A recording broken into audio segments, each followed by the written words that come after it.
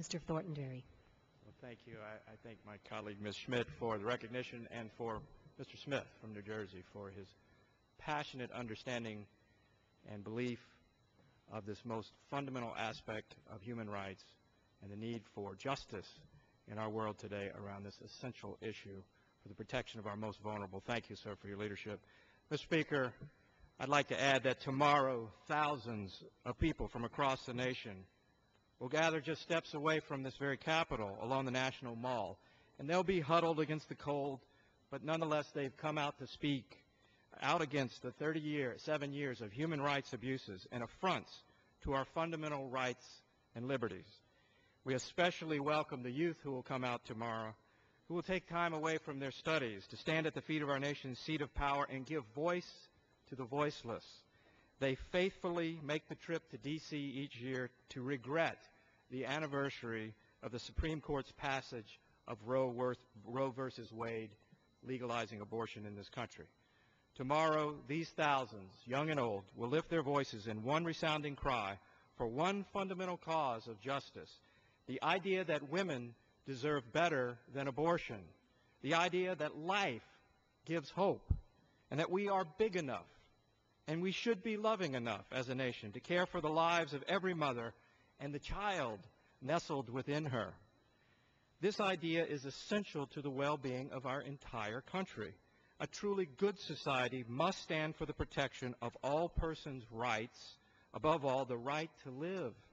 To stand for goodness and justice, we must protect all life, particularly that which is most vulnerable. Wherever it takes place, abortion is so often a decision that is brought on by either physical or emotional abandonment.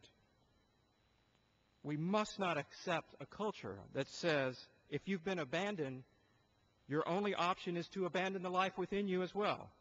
We cannot let this hopelessness breed hopelessness, nor despair breed more despair. However, many of our leaders here in Washington, Mr. Speaker, send a much different, less affirming message to those most in need of encouragement and assistance. Last year, Secretary of State Clinton appeared before the House Foreign Affairs Committee and confirmed that it is this administration's goal of including abortion as an integral element of reproductive health care provided by the United States. President Obama has rescinded the Mexico City policy, making millions of dollars available to foreign entities that promote and perform abortion. We now export abortion and project, in turn, our own woundedness in this country upon others. The National Institute of Health has created the largest federal incentive to date to destroy human embryos for research, distracting scientific attention away from adult stem cell research, research that is achieving real results and does not cause ethical divides. The Secretary of Health and Human Services, Sebelius, may soon rescind a regulation protecting from discrimination our health care providers who choose not to participate in the act of abortion. All four of these and other actions taken by the administration are a direct and pernicious assault on the sanctity of human life. And today, when twice as many black children in this country are eliminated through abortion than are born, we also hear repugnant assaults on the dignity of minority populations from our leaders. Supreme Court Justice Ruth Bader Ginsburg last year commented in the New York Times, and this is a direct quote, "Frankly, I had thought at the time Roe was decided, there was concern about population growth, and particularly growth in populations that we don't want to have too many of." So that Roe was going to then set up for Medicaid funding for abortion, close quote. Mr. Speaker, let's reflect on that for a moment. Quote, populations that we don't want too many of, from a Supreme Court justice. These statements deserve the strongest public rebuke.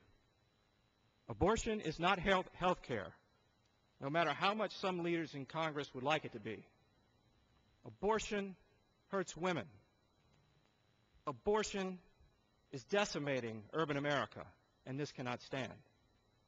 But together we can stand for life. We can win this fight for good. And Mr. Speaker, those who share this deep concern for the sanctity of life, I would say they are the new abolitionists.